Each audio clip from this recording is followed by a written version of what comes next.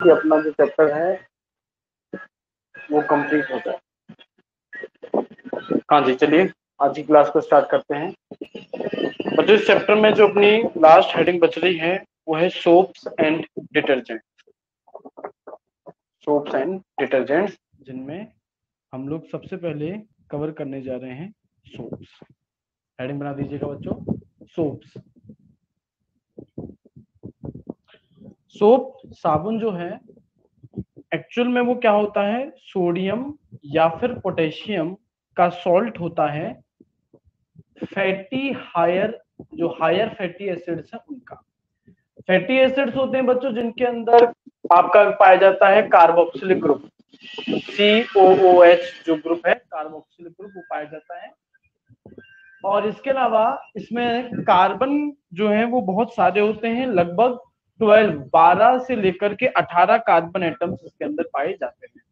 तो काफी लंबी फैटी एसिड हो जाते हैं, चेन हो जाती है। और इस फैटी एसिड के सोडियम या फिर पोटेशियम सॉल्ट को हम लोग क्या बोलते हैं, सोप। डेफिनेशन लिखो, soaps are sodium or potassium salts. Soaps are sodium or potassium salts of higher fatty acids, sodium or potassium salts of higher fatty acids, fatty acid। Example आप लिख सकते हैं C17H35COONA। फैटी एसिड कब होता, जब Na की जगह H होता, और अगर H को हटा करके Na सोडियम जो है वो जुड़ गया है तो फिर आप इसे सोप कह देंगे, जिसका केमिकल नेम होगा सोडियम स्टीरेट। एग्जांपल है C17H35COONA, जिसको आप लोग कहेंगे sodium stearate, sodium stearate.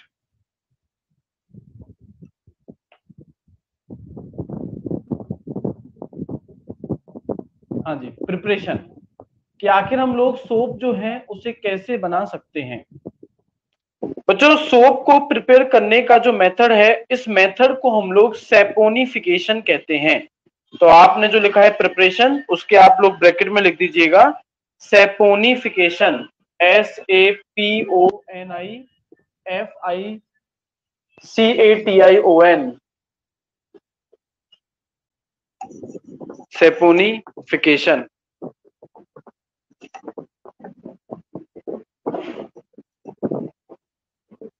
Clear नहीं दिख रहा? यहां तो इंटरनेट की स्पीड सही आ रही है।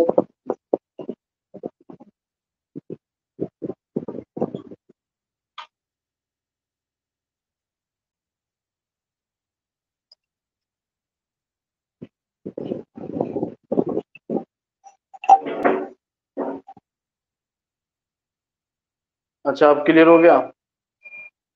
ठीक है। सैपोनिफिकेशन लिखिएगा, when fatty acids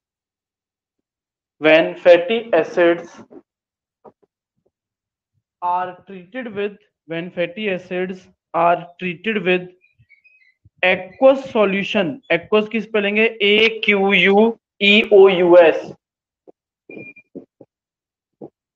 aqueous solution of sodium hydroxide, aqueous AQUEOUS, aqueous solution of sodium hydroxide और potassium hydroxide, aqueous solution of sodium hydroxide और पोटेशियम हाइड्रोक्साइड। एक्वस का मतलब है डिसॉल्व इन वाटर। अगर आप फैटी एसिड को या तो NaOH के एक्वस सॉल्यूशन मतलब पानी में डिसॉल्व करने के बाद, या फिर KOH पोटेशियम हाइड्रोक्साइड के एक्वस सॉल्यूशन के साथ में रिएक्ट करवा देंगे तो आपको क्या मिल जाएगा, सोप मिल जाएगा। Comma, we get soaps and this process is called saponification, this process is called saponification।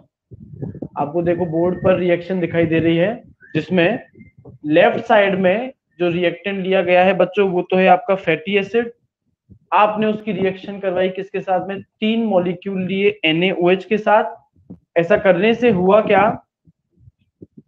आपको 3 मॉलिक्यूल तो मिल गए सोप। देखो सोप में लिखा है RCOONA, RC double bond O, फिर सिंगल बॉन्ड ONA। यहां R का मतलब है बच्चों कार्बन की कोई चेन, जैसे 17 कार्बन अगर हैं टोटल, तो आपके C17H35 जो है वो R बन जाएंगे। R जो है, अगर आप सोडियम स्टेरेट बनाना चाह रहे हैं तो आप R का मतलब क्या लेंगे, R का मतलब लेंगे C17H35। तो 3 मॉलिक्यूल तो आपको मिल जाएंगे सोप के, मतलब सोडियम स्टेरेट के। और जो बच्चों आपके पास में फैटी एसिड में बचे हुए जो 3 कार्बन के एटम्स आपको दिख रहे हैं, वो 3 कार्बन के एटम से जुड़ जाएंगे 3 OH ग्रुप, और इस कंपाउंड को हम लोग क्या बोलते हैं, ग्लिसरॉल, या इसे ग्लिसरिन भी कहा जाता है। ग्लिसरॉल या फिर ग्लिसरिन। रिएक्शन लिख दो।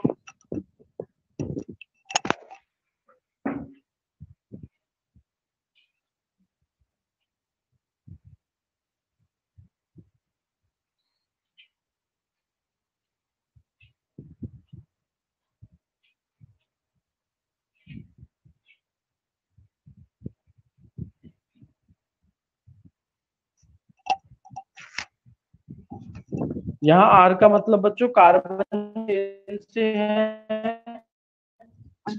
अब यहाँ पे आर की वैल्यू आप क्या लेंगे, C17H35।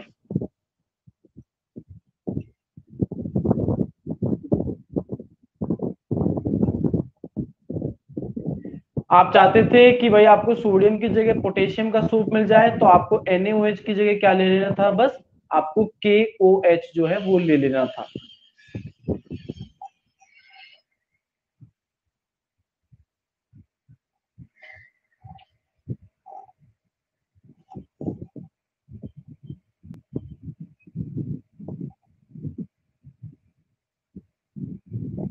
लिख ली क्या बच्चों रिएक्शन?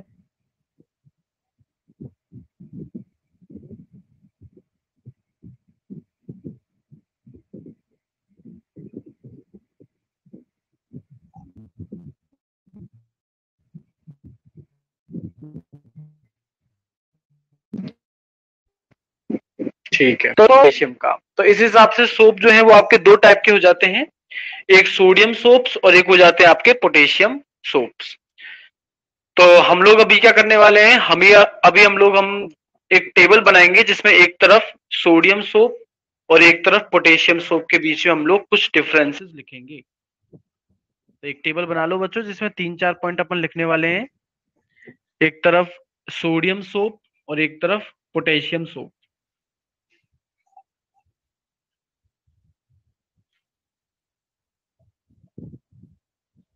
पहला पॉइंट, सोडियम सोप जो है उन्हें हम लोग बच्चों हार्ड सोप्स भी बोलते हैं। सोडियम सोप में लिख दीजिएगा हार्ड सोप, और पोटेशियम सोप में सॉफ्ट सोप्स।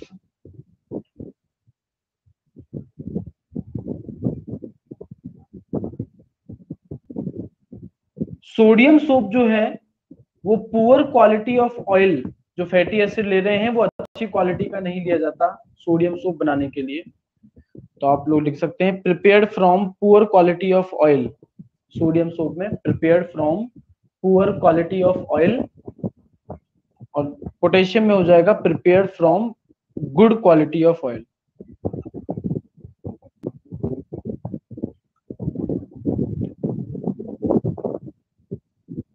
इसीलिए सोडियम सोप्स जो हैं वो ह्यूमन स्किन के लिए हार्मफुल हैं, हाथ वगैरह होते हैं कट फट जाते हैं, और जबकि जो सॉफ्ट सोप है आपके वो हार्मफुल नहीं होते। इसीलिए जो बाथिंग सोप्स हैं, जो नहाने के साबुन होते हैं, वो आपके पोटेशियम के सोप्स ही होंगे।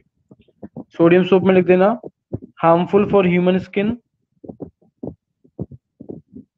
और पोटेशियम सोप में non harmful for human skin.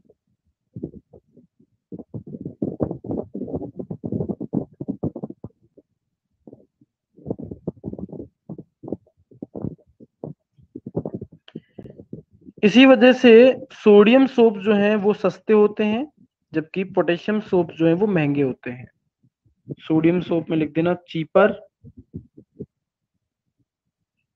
और पोटेशियम सोप के अंदर लिख देना कॉस्टली या कॉस्टलियर।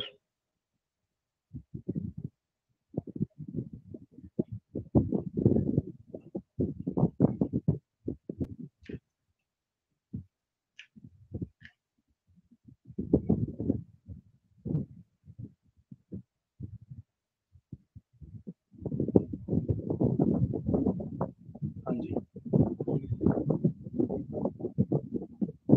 फिर बच्चों हम लोग करेंगे क्लींजिंग एक्शन, CLEANSING,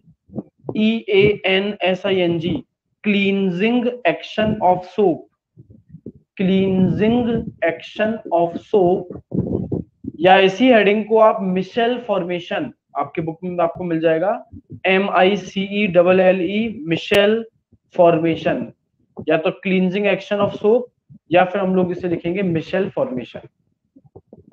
देखो बच्चों, क्लींजिंग एक्शन ऑफ सोप को जानने से पहले हमें एक सोप के मॉलिक्यूल के स्ट्रक्चर को जान लेना चाहिए।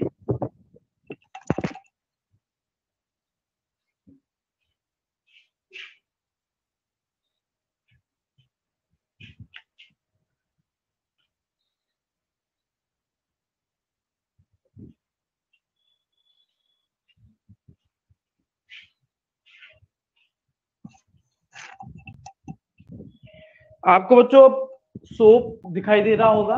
सोप को जैसे ही RCONA को हम लोग सोप बोल रहे हैं। सोप को जैसे ही आप पानी में डालते हो ये अपने आयंस में टूट जाता है। अब आयंस इसके क्या होंगे, Na प्लस तो चार्ज आ जाएगा आपका प्लस, और Na जुड़ा हुआ किससे था, ऑक्सीजन से, तो ऑक्सीजन पे चार्ज आ जाएगा माइनस, तो आपको ये देगा RCOO minus plus Na plus.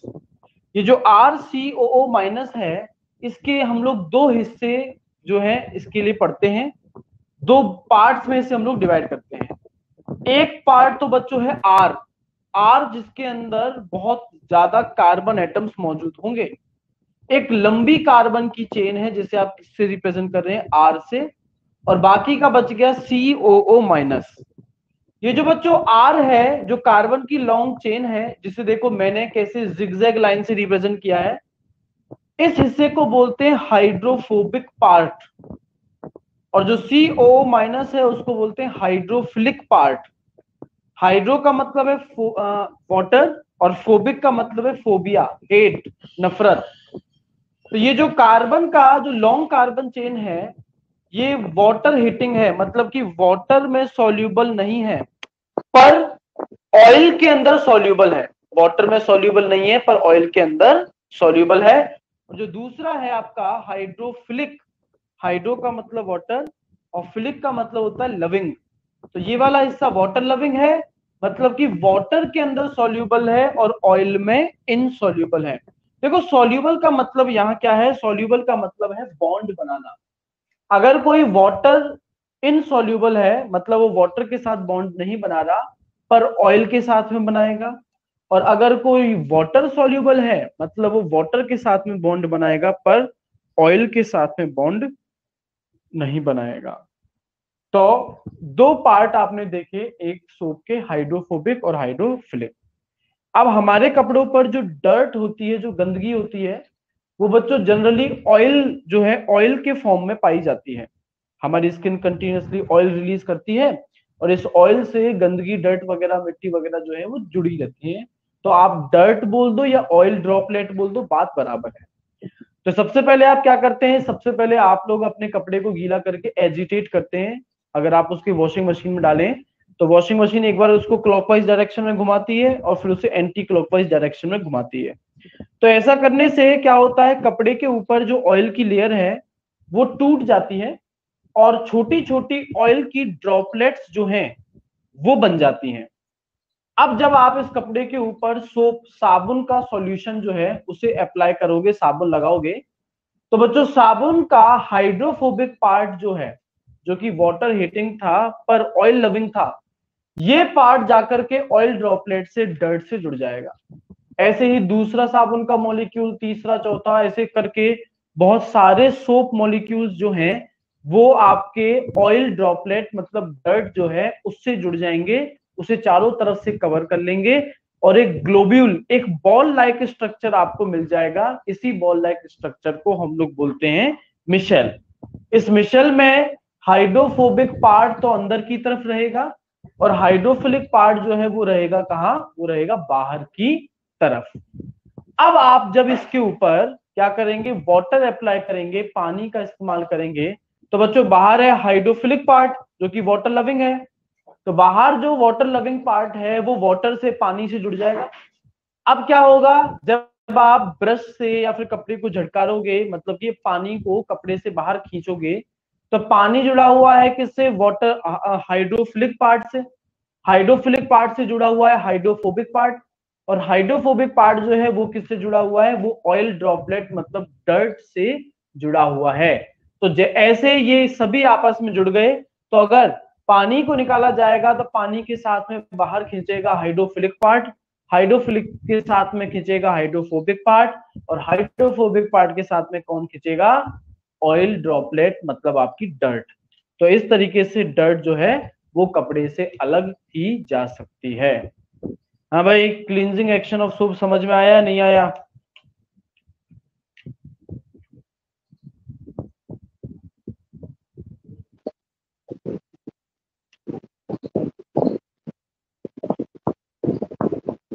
चलो आ गया तो फिर लिखो।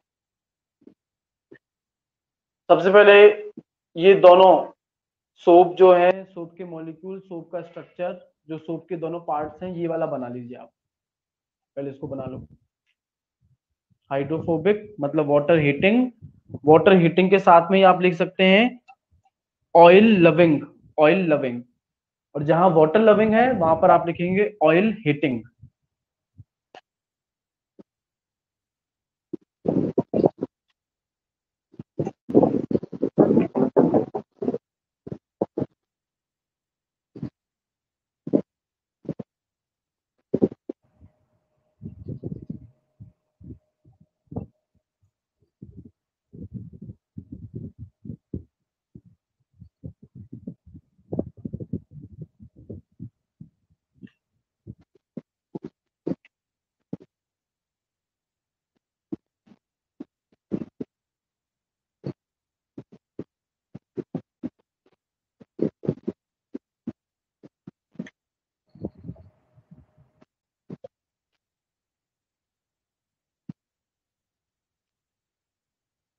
वाटर हीटिंग के साथ ही आप लिख लेना ऑयल लविंग, और वाटर लविंग के साथ आप लिख लेना oil heating.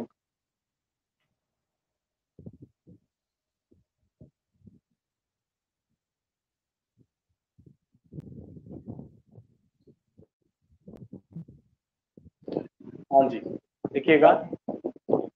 Generally dirt is present over the clothes, generally dirt is present over the clothes in the form of oil, in the form of oil, full stop. When soap solution is applied over the dirt, soap solution is applied over the dirt, comma, the hydrophobic, the hydrophobic part, the hydrophobic part of soap molecules, of soap molecules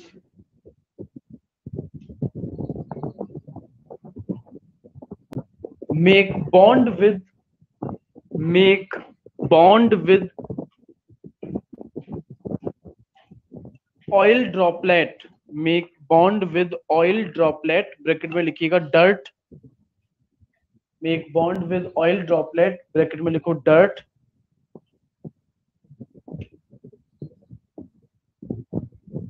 and a globule, a globule, globule, a globule like structure is formed,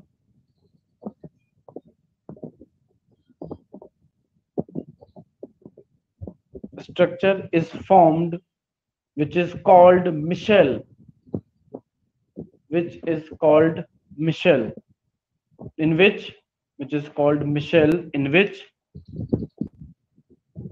hydrophobic part of soap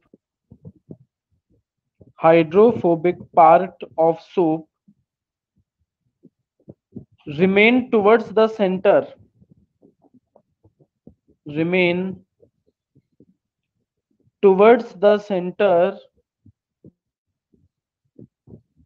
and hydrophilic part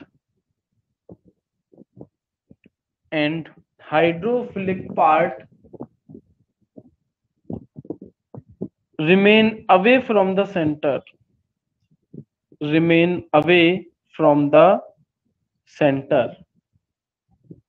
फटाफट से Michel का diagram बना लो,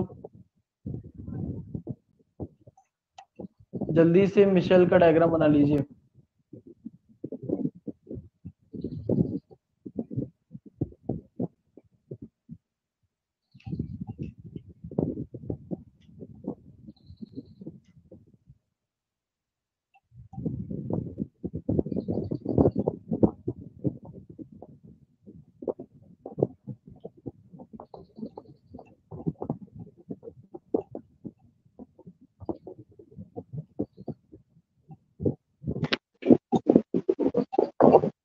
ठीक है,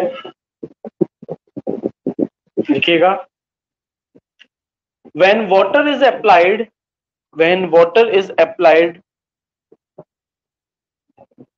comma hydrophilic part of micelle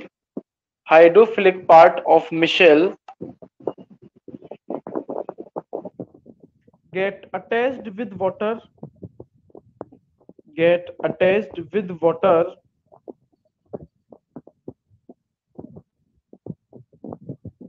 and when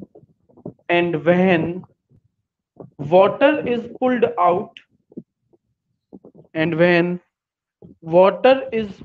out from the dirty cloth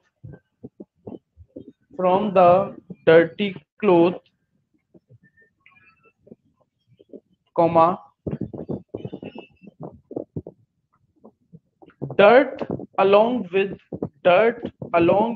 soap molecules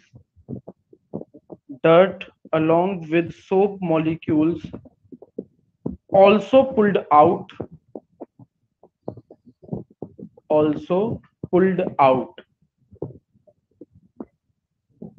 full stop. That's how soap molecule works.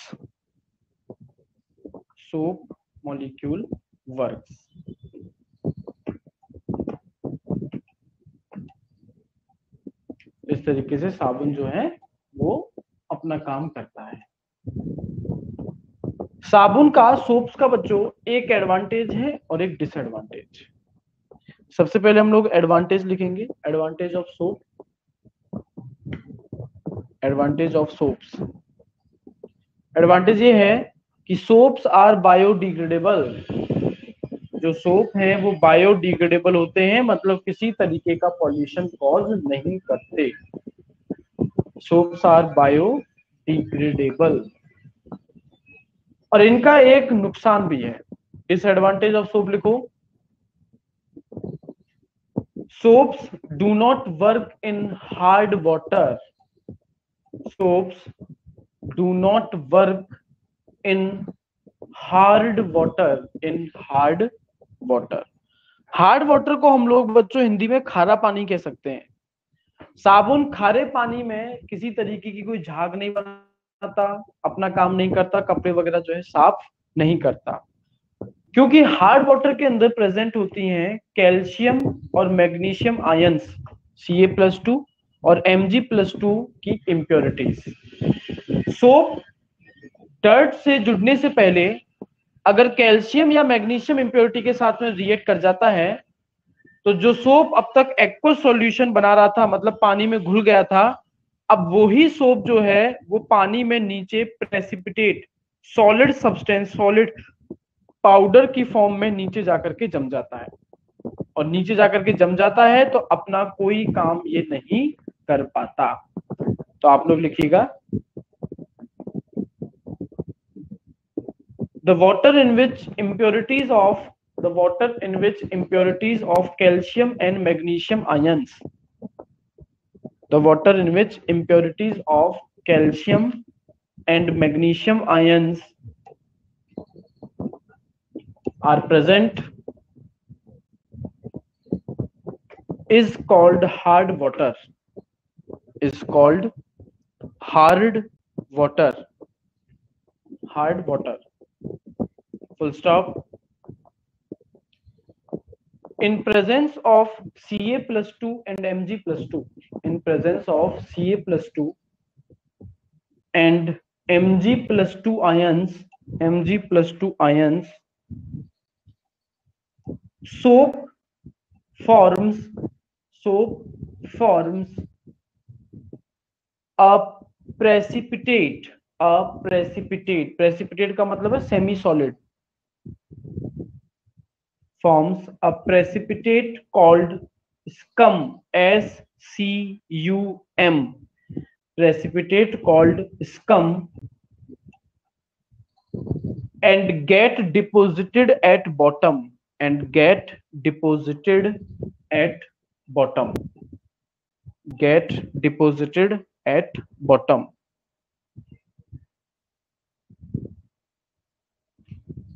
Full stop. Therefore, soap do not work in hard water.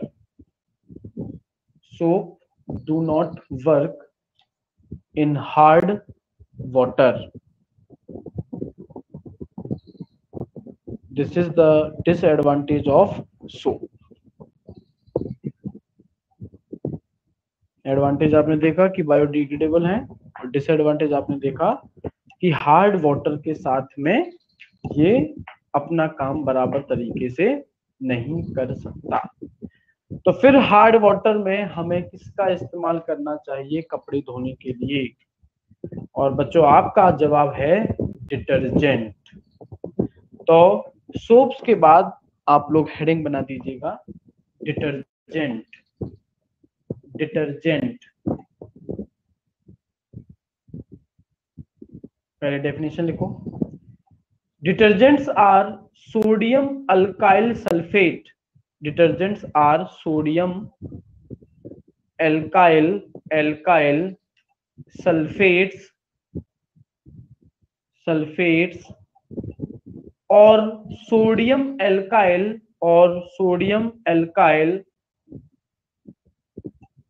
Benzene sulphonate,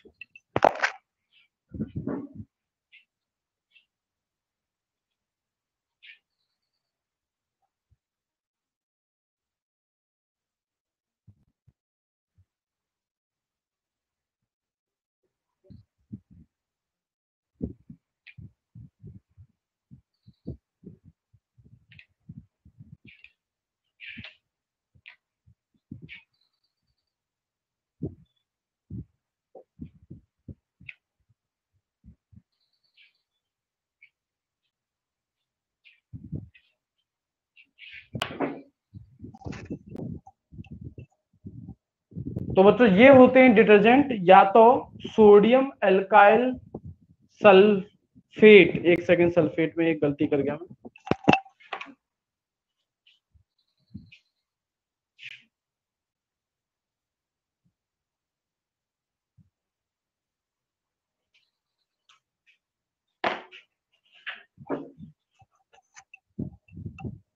तो पहले वाले को बोलते हैं sodium alkyl sulphate.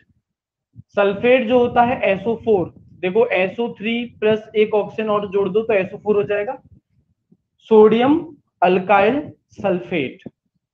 Sulphate जिसकी valency 2 होती है, एक वैलेंसी तो सोडियम पूरी कर रहा है और एक वैलेंसी अल्काइल। अल्काइल का मतलब है बच्चों यहाँ पर R, और R जैसा मैंने तुम्हें बताया था कि लॉन्ग कार्बन चेन जो है उसे आप R से रिप्रेजेंट करते हैं। या तो आपके होते हैं सोडियम अल्काइल सल्फेट या फिर sodium alkyl benzene sulphonate. R तो हो गया तुम्हारा अल्काइल, और फिर ये जो तुम्हें रिंग स्ट्रक्चर जो दिखाई दे रहा है, इसको आप कार्बन एंड कंपाउंड में पढ़ चुके हैं, बेंजीन। और उससे जुड़ा हुआ है SO3Na, इसको बोलते हैं सल्फोनेट। या तो ये होंगे सोडियम अल्काइल सल्फेट, या फिर ये कहलाते हैं सोडियम अल्काइल बेंजीन सल्फोनेट। इनके लिए भी एडवांटेज और डिसएडवांटेज हमारे पास में है। एडवांटेज तो ये कि ये हार्ड वाटर में प्रॉपरली वर्क करते हैं, और डिसएडवांटेज ये कि ये जो है बच्चों नॉन बायोडिग्रेडेबल है, मतलब दे कॉजेस पॉल्यूशन। लिखिएगा advantages of detergent. Advantage of detergent, advantage लिखो, एडवांटेज ऑफ डिटर्जेंट। एडवांटेज है detergents work in hard water properly.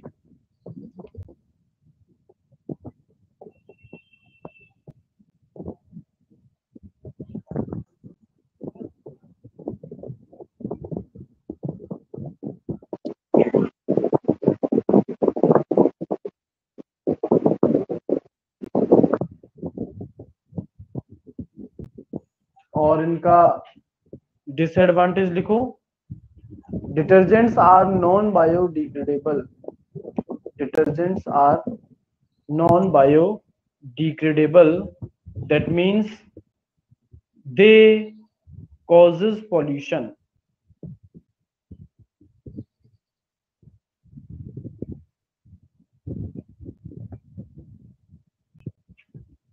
They causes pollution.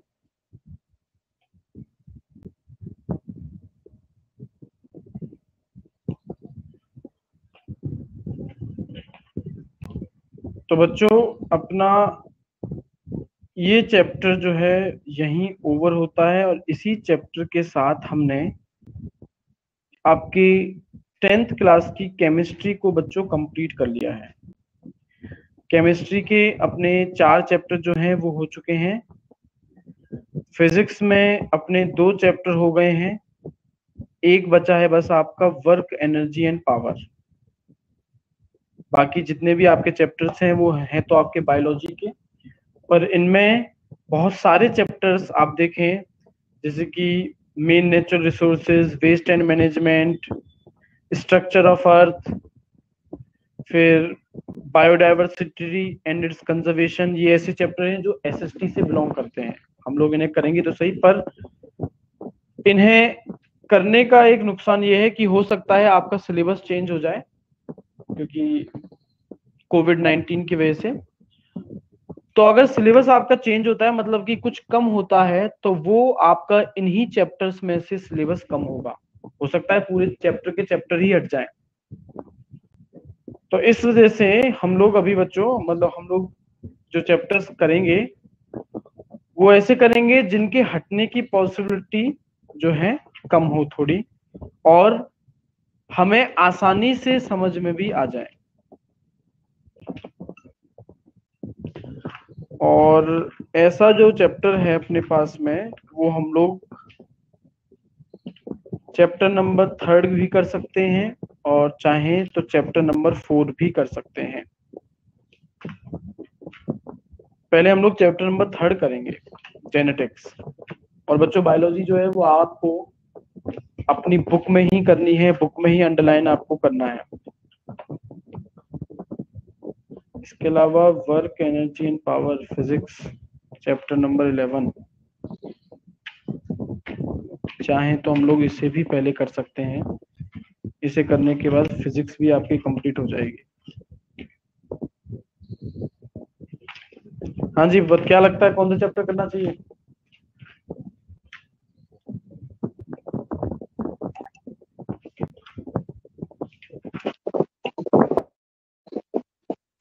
Eleven.